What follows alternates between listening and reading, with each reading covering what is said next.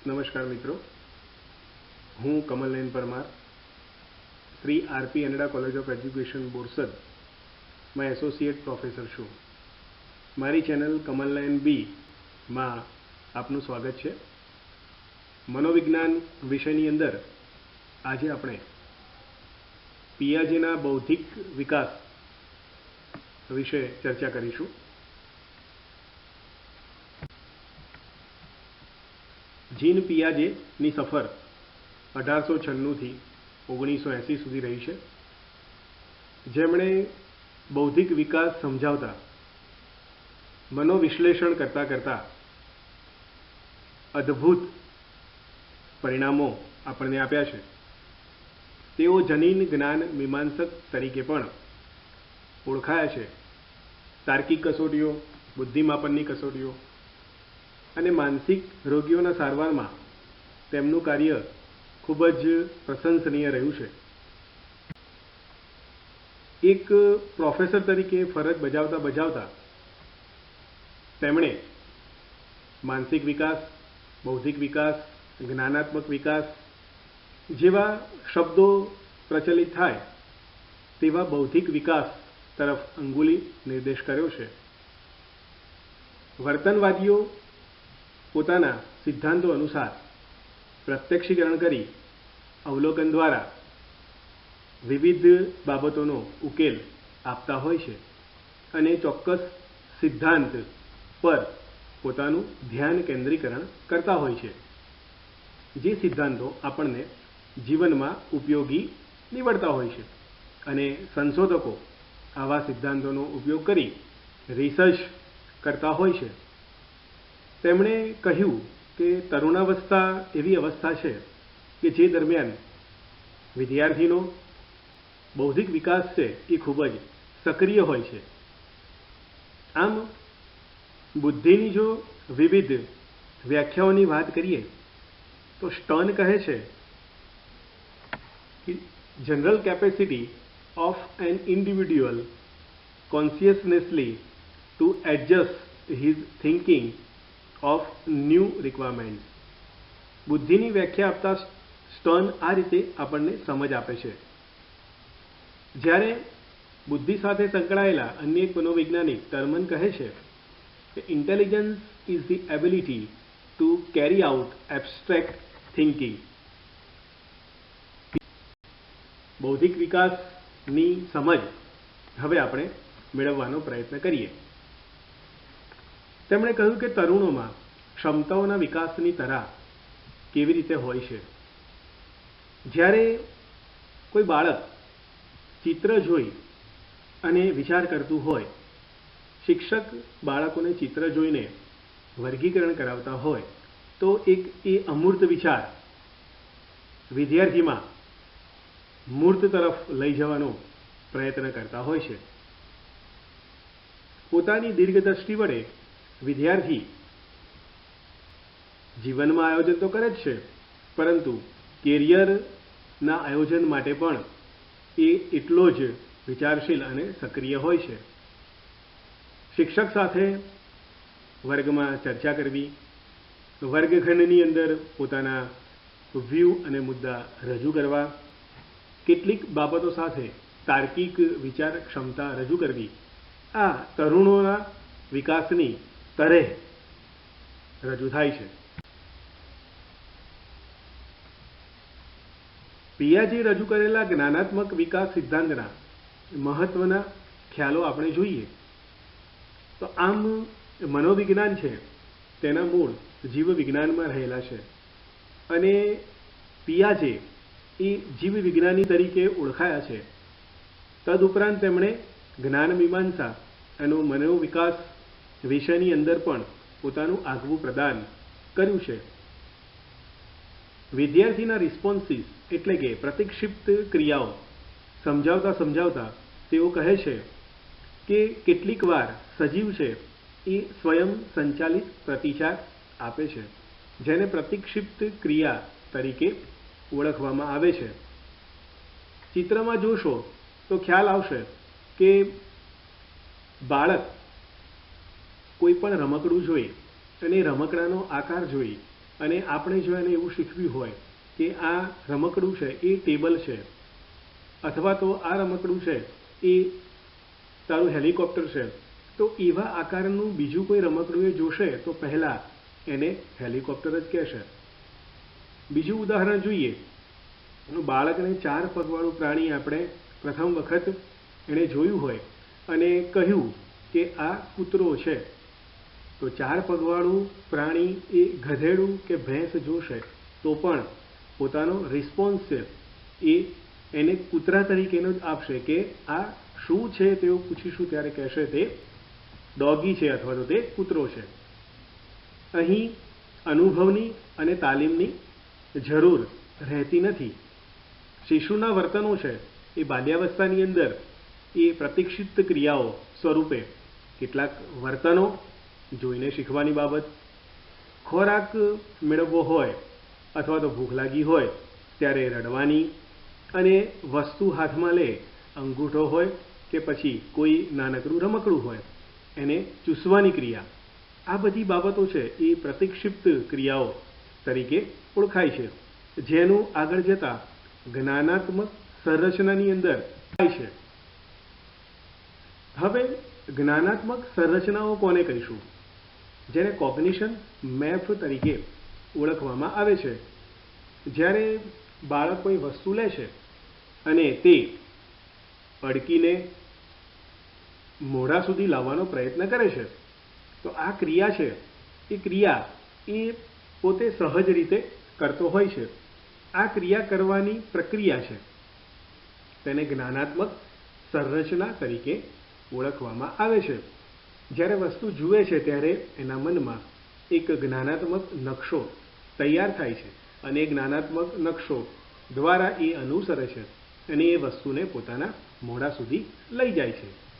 અહીં ઉદાહરણ તરીકે જોઈએ તો વર્ગની અંદર શીખતો વિદ્યાર્થી, તેને જો એક મેથડ અથવા તો એક ઘટના છે એનો ક્રમ આપવામાં આવે તો પહેલાં રજૂ કરેલો ક્રમ એ અંત સુધી એ તબક્કામાં જ્ઞાનાત્મક સંરચના બનાવી અને તે રજૂ કરતો હોય છે અથવા તો ઉકેલ સુધી પહોંચવાનો પ્રયત્ન કરે છે. ઉંદર પણ ખોરાક શોધવા માટે એક રસ્તો શોધી લે તો પછી એ રસ્તો એના મનની અંદર એ જ્ઞાનાત્મક નકશો બની જાય છે. અહીં જ્ઞાનના 2 સ્વરૂપો છે, ઓપરેટિવ અને ફિગ્યુરેટિવ, એટલે કે ક્રિયાત્મક અને હકીકતલક્ષી. ઉદાહરણ સ્વરૂપે આપણે જોઈએ તો બૂટની દોરી બાંધવી એ જ્ઞાનાત્મક ક્રિયા છે. લખવું, રમવું, આ બધી બાબતો છે તે ક્રિયાત્મક છે. પક્ષીઓ ઉડે છે, સુગરી માળો બનાવે છે, સસ્તન પ્રાણીઓને 4 ખાનાવાળું હૃદય હોય છે, આ બધી બાબતો છે તે ફિગ્યુરેટિવ છે, ફેક્ટ છે, હકીકતલક્ષી છે. એટલે જ્ઞાનાત્મક સંરચનાના સ્વરૂપો પિયાજેએ સમજાવ્યા તે 2 છે. એક છે સ્કીમા અને બીજું છે સ્કીમેટા. સ્કીમા એટલે શું? તો ક્રિયાત્મક લક્ષી અથવા તો ક્રિયાલક્ષી જ્ઞાનાત્મક સંરચના, જેને સ્કીમા તરીકે ઓળખવામાં આવે છે. બાળક જ્યારે કોઈ વસ્તુ જુએ છે અને તરત જ કોઈને પૂછ્યા વગર એ પોતે જાતે સમજી અને પ્રતિચાર આપે છે. શિક્ષક વર્ગની અંદર પ્રશ્ન પૂછે છે અને વિદ્યાર્થી પોતાની યાદ ક્ષમતા પ્રમાણે એનો જવાબ આપે છે, કોઈને એ પૂછતો નથી. ત્યારે આ પ્રક્રિયાને સ્કીમા તરીકે ઓળખવામાં આવે છે. સ્કીમા આમ પ્રતિચાર આપવાની એ પ્રક્રિયા છે. હવે સ્કીમા અને સ્કીમેટા એ બંને એકબીજા સાથે થોડા અંશે જોડાયેલા છે. બાળક પોતાનો પગ છે એ પગ વાળીને મોઢા સુધી લઈ જાય અને લઈ જવા માટે એ હાથથી પકડે તો આ પ્રક્રિયાને સ્કીમેટા એટલે કે હકીકતલક્ષી જ્ઞાનાત્મક સંરચના તરીકે ઓળખવામાં આવે છે. આમ પિયાજેએ રજૂ કરેલા જ્ઞાનાત્મક સંરચનાના 2 સ્વરૂપો આપણને સ્કીમા અને સમજ આપે છે.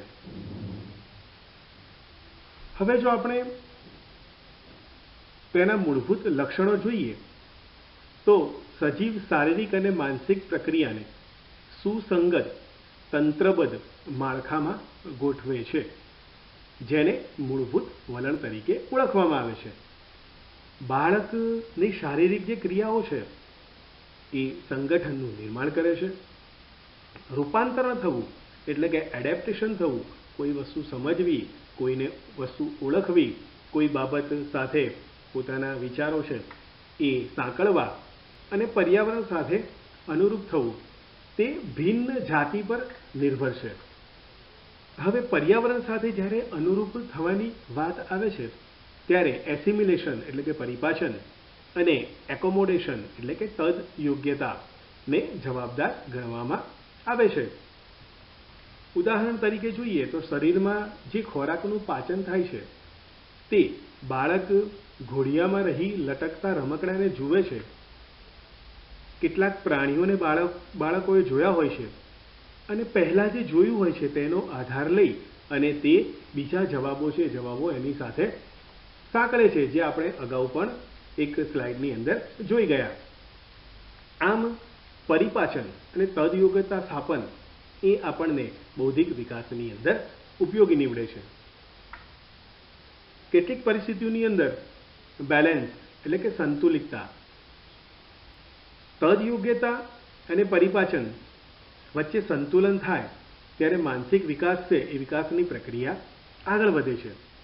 અસંતુલિતતાની લાગણી આપણને સંતુલન કરવા તરફ પ્રેરે છે, જે જાહેર જીવનની અંદર અથવા તો અભ્યાસની અંદર આપણે જોઈએ છે.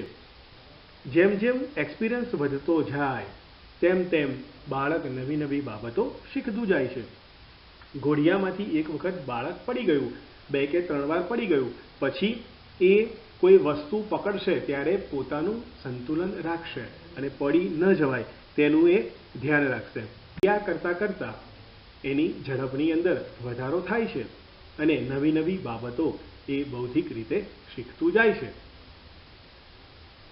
પિયાજેએ જ્ઞાનાત્મક વિકાસની અવસ્થાઓ સમજાવતા આપણને કહ્યું છે કે સંકલ્પનાઓમાં થતો ક્રમિક અને ગુણાત્મક ફેરફારોની એ સળંગ સુસંગત શ્રેણી છે. સમજાવતા એમણે સંવેદન સ્નાયુલક્ષી અવસ્થા એટલે કે સેન્સરી મોટર સ્ટેજ, પૂર્વ માનસિક ક્રિયાત્મક વિચાર અવસ્થા પ્રી ઓપરેશનલ થોટ, મૂર્ત માનસિક ક્રિયાત્મક અવસ્થા કોન્ક્રીટ ઓપરેશન સ્ટેજ, ઔપચારિક માનસિક ક્રિયાઓની અવસ્થા ફોર્મલ ઓપરેશન સ્ટેજ રજૂ કરે. હવે તેને આપણે સમજવાનો પ્રયત્ન કરીએ. પિયાજે એવું કહે છે કે આપણે જે જ્ઞાન મેળવીએ છીએ એ માનવ જ્ઞાનના વિકાસની ગાથા છે. જ્ઞાન મેળવવા માટે આપણે કેટલીક ચોક્કસ પ્રવૃત્તિઓ કરવી પડતી હોય છે અને દરેક અવસ્થાએ વ્યક્તિ ચોક્કસ શારીરિક અને માનસિક ક્રિયાઓની એ ક્ષમતા વધુ હોય છે. પિયાજે અભ્યાસ પદ્ધતિ દર્શાવતા કહ્યું છે કે મહત્વની વાત અહીંયા આપણે લઈએ તો પિયાજેએ અભ્યાસ કર્યો એ એમના 3 બાળકો પર અભ્યાસ કર્યો હતો, લ્યુસીને, લોરેન્ટ અને જેક્વેલિન. હવે જન્મથી જ એમણે એના વર્તનોનું અવલોકન કરી અને જ્ઞાનાત્મક વિકાસના તારણો રજૂ કર્યા.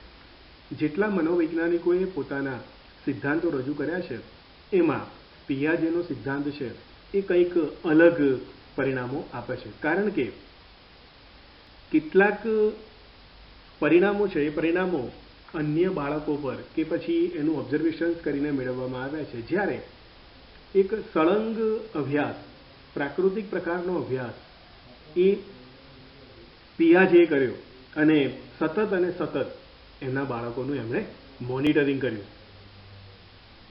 આનો ફાયદો એ થાય કે પોતાના બાળકો સાથેનો અભ્યાસ કરતાં કરતાં ઘરમાં જ પ્રયોગશાળા બનાવી, સંવેદનશીલતાનું અવલોકન ઝડપથી કરી શક્યા.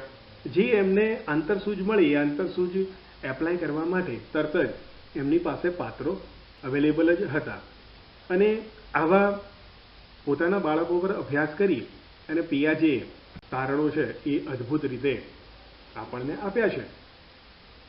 જન્મથી 1 માસ સુધી બાળકનું ધ્યેયવિહીન હલન ચલન થાય છે, એટલે કે એ કોઈ અનુકરણ કરતું નથી, પરંતુ મધની શીશી લેવી, રમકડું મેળવવું, ભૂખ લાગે ત્યારે વસ્તુ ચૂસવી, આ બધી બાબતોને પારખાત્મક પરિપાચન રેકોગ્નિટરી એસિમ્યુલેશન તરીકે ઓળખવામાં આવે છે. 1 થી 4 માસનો તબક્કોનો અભ્યાસ કરતા એમણે કહ્યું કે જ્યારે હલનચલન થાય છે ત્યારે નવી વસ્તુ જોવાનું એનામાં કુતૂહલ જાગે છે અને 4 માસથી 10 માસ એ અગાઉ કરેલી જે ક્રિયાઓ છે એ ક્રિયાઓ વધુ વ્યવસ્થિત બને. બોટલ એ પછાડે, દૂધ મેળવવું હોય તો સ્પર્શ કરે તો ઓળખે, આંખનું એ સંકલન કરે અને વ્યક્તિ સાથે 10 થી 12 માસની અંદર એ ચોક્કસ ધ્યેય સાથે ક્રિયા કરે, વસ્તુ પોતાની ફરી મેળવવા માટે સંતાડી પણ દે અને અગાઉના જે જ્ઞાનાત્મક સંરચનાઓ હતી એ સંરચનાઓને આગળ લઈ જાય અને એને જોડવાનો પ્રયત્ન કરે.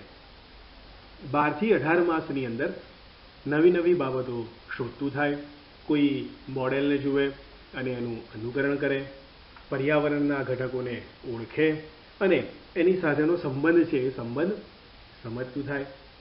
18 માસથી 2 વર્ષ સુધી એની વિચાર પ્રક્રિયાઓ છે એ આગળ વધે અને મોડેલની જે ક્રિયાઓ છે એ જ્યારે મોડેલ ન હોય ત્યારે પણ એ પોતે વ્યક્ત કરે.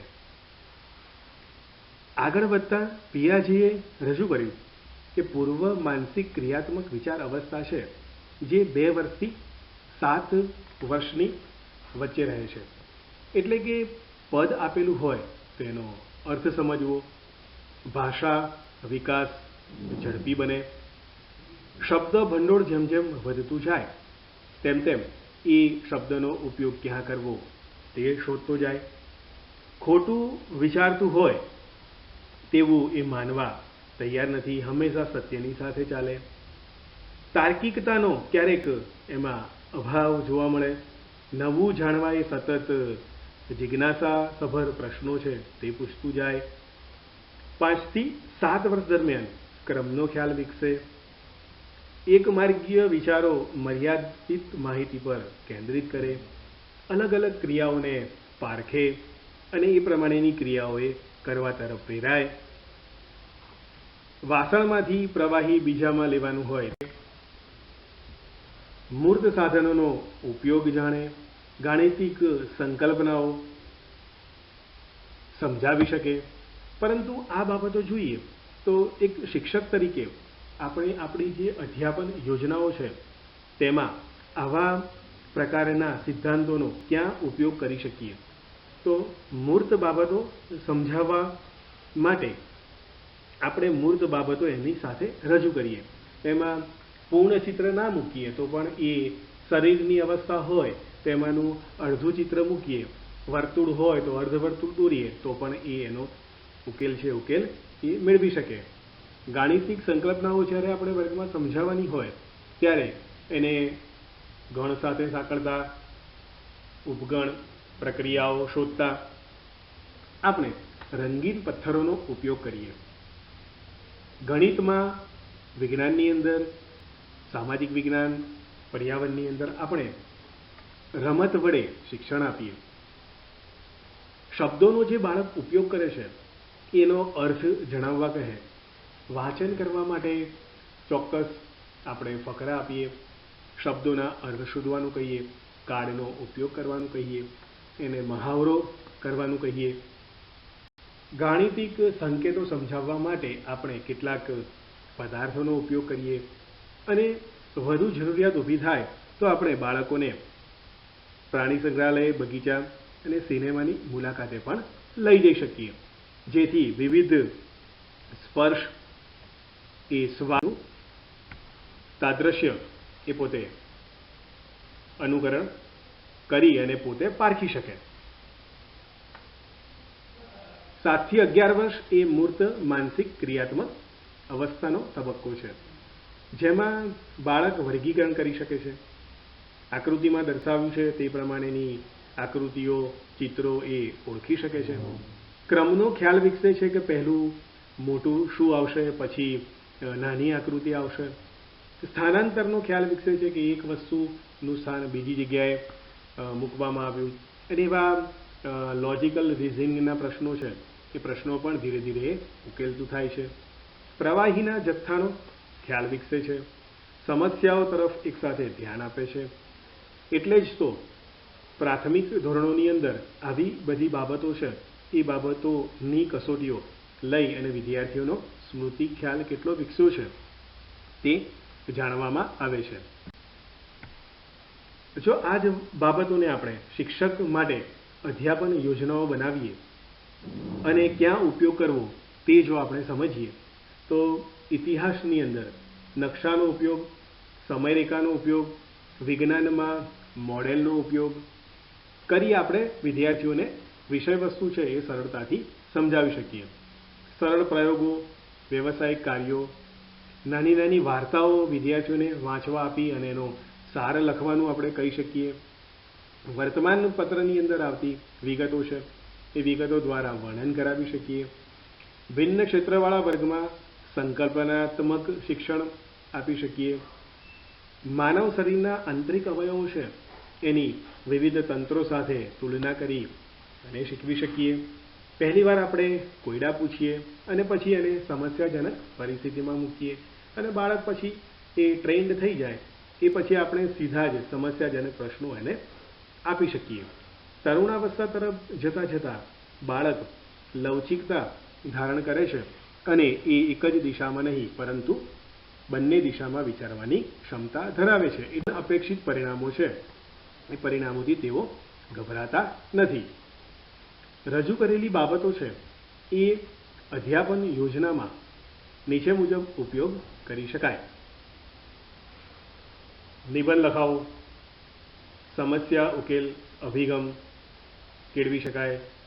સમસ્યા વર્ગમાં આપી અને નાના જૂથ બનાવી અને વિદ્યાર્થીઓ ઉકેલ મેળવે. કેટલાક પ્રોજેક્ટ પણ વિદ્યાર્થીને આપી શકાય. પ્રક્રિયાઓ દર્શાવી શકાય. અંગ્રેજી વિષયમાં રુચિ ધરાવતો વિદ્યાર્થી એ ઔપચારિક વિચાર પ્રક્રિયાઓ વડે પોતે આગળ વધી શકે. જ્ઞાનાત્મક વિકાસ એ જન્મથી તરુણાવસ્થા દરમિયાન જ્ઞાનાત્મક સંરચનાઓના બંધારણની વિકાસાત્મક પ્રક્રિયા છે. બાળક હંમેશા વિકાસ માટે એ પરિવર્તન કરવા પર્યાવરણ સાથે આંતરક્રિયા કરે છે અને હકીકતલક્ષી જ્ઞાનાત્મક સંરચનાઓ વિકસાવે છે. પિયાજે કહે છે કે વિકાસ પર જાતીયતાની અસર જોવા મળતી નથી. શાળાએ જતા અને ન જતા બાળકોના વિકાસની ઝડપ સમાન. તમામ સંસ્કૃતિના બાળકો વિકાસની અવસ્થાઓની સમાન શ્રેણીમાંથી પસાર થાય છે. ફક્ત અને ફક્ત હાલોમાં જ જુદા હોય છે. પિયાજેએ બોધાત્મક વિકાસ દર્શાવ્યો તેની બે બાબતો ખૂબ જ અદ્ભુત હતી. તરુણાવસ્થા તરફ જતાં જતાં બાળકોની અંદર ઉદ્ભવતી વિકાસાત્મક અવસ્થાઓ એમણે ખૂબ જ જહેમત ઉઠાવી અને પોતાના બાળકો ઉપર અભ્યાસ કરી અને રજૂ કરી છે. છતાં પણ કોઈ પણ સિદ્ધાંત છે એ સિદ્ધાંતમાં કેટલીક મર્યાદાઓ રહી જાય છે અને તે વાતાવરણ અથવા તો પરિસ્થિતિ અનુસાર હોય છે. આપણે પિયાજેના જ્ઞાનાત્મક વિકાસની મર્યાદાઓ જોઈએ તો ફક્ત વિકાસાત્મક અવસ્થાઓ જ એમણે વર્ણવી છે. એમણે વર્ણન વધારે કર્યું છે. પ્રયોગ દરમિયાન બાળકના પ્રતિચાર પર પ્રયોગકારના વર્તનની અસર થતી હોય એ બાબતો એમણે સમાવેશ કરવાનો પ્રયત્ન કર્યો નથી. જ્ઞાનાત્મક વિકાસમાં ભાષાથી તર્કનો વિકાસ થતો નથી પરંતુ ખરેખર ભાષા એ તાર્કિક વિકાસની પ્રેરક છે. બાળક 3 વર્ષથી વધારેની જેટલી શબ્દોનું કારણ સમજાવી શકતું નથી. પિયાજેએ બાળકોને તાર્કિક ક્રિયાઓ પ્રાપ્ત કરાવવામાં ઉપયોગી તાલીમ આપી નથી. કેટલાક સંશોધકોએ આવી બાબતો છે એ બાબતો એમના સિદ્ધાંત આવી ગયા પછી સાબિતી તરીકે મૂકી છે. પિયાજેનો બોધાત્મક વિકાસનો સિદ્ધાંત શિક્ષકો માટે એ ખૂબ જ ઉપયોગી છે. આજે વર્ગખંડની અંદર વિદ્યાર્થીઓને આપણે સમસ્યા આપીએ અને એક શિક્ષક નિરીક્ષણ દ્વારા જ્ઞાનાત્મક સર્જન વિદ્યાર્થીઓમાં કરવા માગતો હોય તો સંતુલન કેળવવા માટે વિદ્યાર્થીઓ સંઘર્ષ અનુભવે ત્યારે એ એમની પાસે જઈ અને એનો ઉકેલ મેળવવાનો પ્રયત્ન કરાવડાવશે. એક્ટિવિટી બેઝડ લર્નિંગ દ્વારા નવા નવા જ્ઞાનની સંરચનાઓ કરી શકીએ છીએ. To know is to modify એટલે કે જ્ઞાનાત્મક સંરચનાની પ્રતિક્રિયામાં અધ્યેયતા સામેલ હોવો જોઈએ. હંમેશા વિદ્યાર્થીઓ કાર્ય કરે પરંતુ શિક્ષકનું માર્ગદર્શન ના હોય તો એ વિદ્યાર્થી પોતે પૂર્ણતઃ સફળતા પ્રાપ્ત કરી શકતો નથી. અહીંયા ઉદાહરણો રજૂ કર્યા છે તેમ રમતના મૂલ્યોનો સ્વીકાર કરવો જોઈએ. બાળકો સાથે જ શિક્ષકે પણ રમવું જોઈએ, કારણ કે ઉદ્દીપન ક્રિયાઓ છે એનાથી મગજનો વિકાસ થાય છે. આંતરક્રિયા વડે બાળક શીખે છે. મૂર્ત માનસિક પ્રક્રિયા છે એનું સંકુલ રમતોમાં રૂપાંતરણ થાય છે અને સહકાર, બાંધછોડ, હાર જીત આ બધી બાબતો છે એ તરુણ બાળક શીખતું હોય છે. મિત્રો, અંતે આપણે આ 3 માઉન્ટેન ટેસ્ટ જો જોઈએ તો ડાબી બાજુ બેઠેલું બાળક અને જમણી બાજુ બેઠેલું બાળક, આ 3 માઉન્ટેન ઇગોસેન્ટ્રિક ટેસ્ટ દર્શાવતા લિટલ ટીમીનો ઉદાહરણ એમણે રજૂ કર્યું છે અને કહ્યું છે કે જમણી બાજુ બેઠેલો નાનું બાળક એ ઊંચાઈ પર છે એટલે એને મોટો માઉન્ટેન છે તે સરળતાથી જોઈ શકશે અને ડાબી બાજુ બેઠેલું બાળક છે એને હંમેશા મોટો માઉન્ટેન છે એ જ દેખાશે, બાકીના એ જોઈ શકશે નહીં. જ્યારે પેલા લિટલ ટીમીને બિગ માઉન્ટેન દેખાય છે અને ડેવી ધ ડોલ છે એને સ્મોલર માઉન્ટેન દેખાય છે. એટલે કે જે લાલ ટોપીવાળું નાનું બાળક છે એ ઊંચાઈ પર હોવાથી મોટો ડુંગર તો જોઈ શકશે પરંતુ એને પહેલાં તો નાનો જ દેખાશે. એટલે આમ અનુભવ વડે જ્ઞાનનો વિકાસ થાય છે. આવી અવસ્થાઓ સમજાવતા પિયાજીએ પોતાનો બૌદ્ધિક વિકાસ સુંદર રીતે રજૂ કરેલો છે. અને છેલ્લે બેલાર્ડ દ્વારા રજૂ કરેલી એક બૌદ્ધિક ક્ષમતાની બુદ્ધિની વ્યાખ્યા જોઈએ. General efficiency of mind measured under similar conditions of knowledge. મિત્રો, આશા રાખું કે પિયાજીનો બૌદ્ધિક વિકાસ આપને ગમશે અને આપ એમાંથી કેટલીક બાબતો પોતાના શિક્ષણ કાર્યની અંદર ઉપયોગ કરી શકશો. મને શાંતિથી સાંભળો એ બદલ આપનો આભાર. આપ આ ચેનલને સબસ્ક્રાઈબ કરશો તો અન્ય વિડીયો જે હું મૂકીશ તે પણ આપ જોઈ શકશો. પુનઃ આભાર. મારી ચેનલનું નામ છે Kamal Nayan B. Thank you very much.